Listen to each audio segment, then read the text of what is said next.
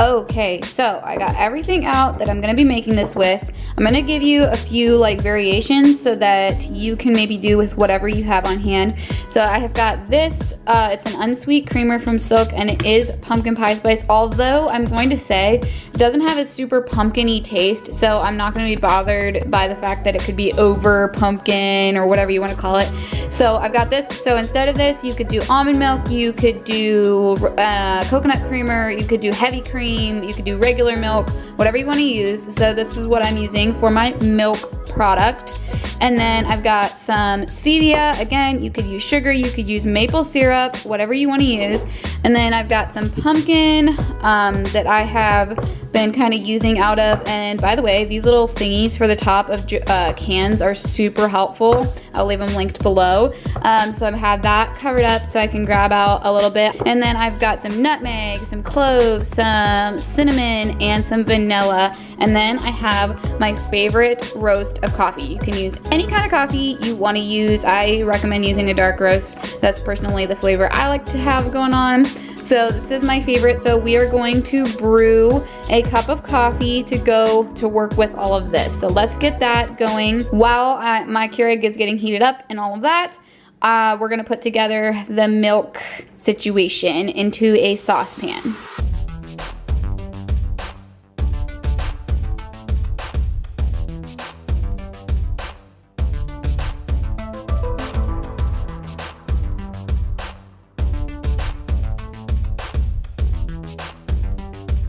We're gonna start with half a cup of the Silk almond creamer.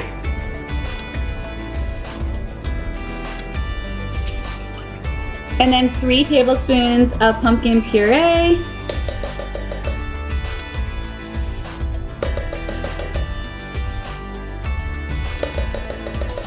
An 1/8 of a teaspoon of ground nutmeg.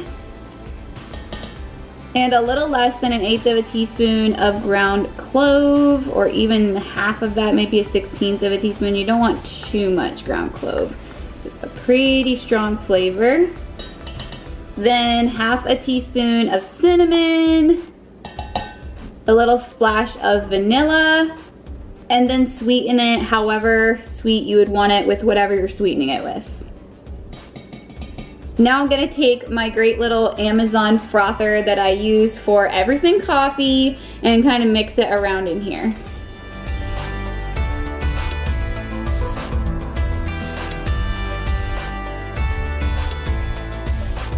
Okay, now we're gonna throw this on the stove and turn it on, but not for long because obviously there's not a lot of liquid in there and we wanna do this as quickly as possible. I'm also going to grab my little whisk that I love for sauces and all kinds of stuff like that and kind of keep it moving as I get it nice and steamed up and get that milk cooked in with all the other flavors.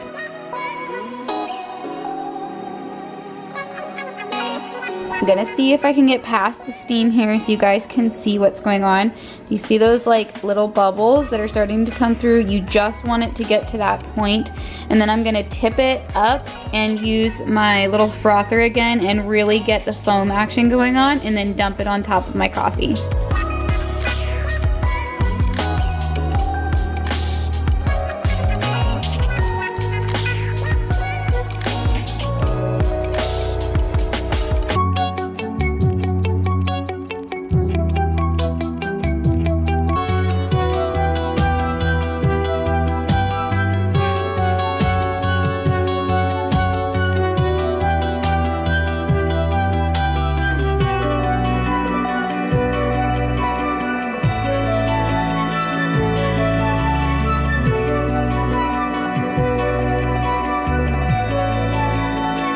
Recipe, we are gonna cook up the pasta first because the sauce is made pretty quickly and we'll wanna just throw the pasta right in there. Even if it cools down a little bit while we're making the sauce, we can always leave it in with the sauce a little, it'll heat back up. So I'm gonna get some water boiling, but this is the pasta that we like to use. It's from Aldi, it's their gluten-free pasta and it's made with rice and quinoa. It's also organic, all the good stuff. So let's get it boiling.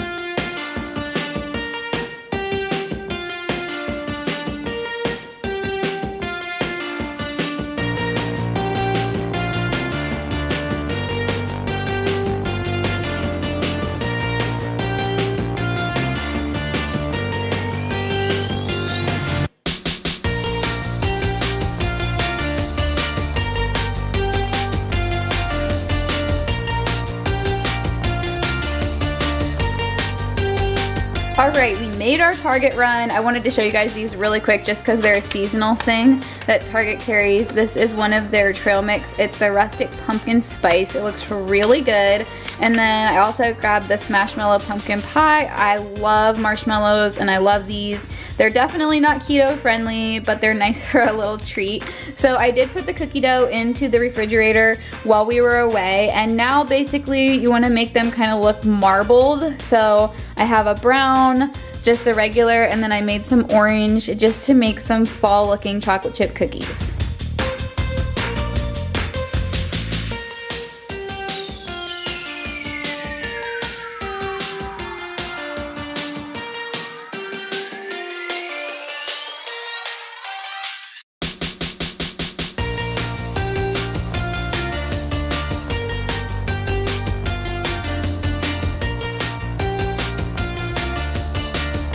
Okay, so these apples are really cooked up. They smell so good. So now I'm just going to ladle them into my blender and blend them all up really well.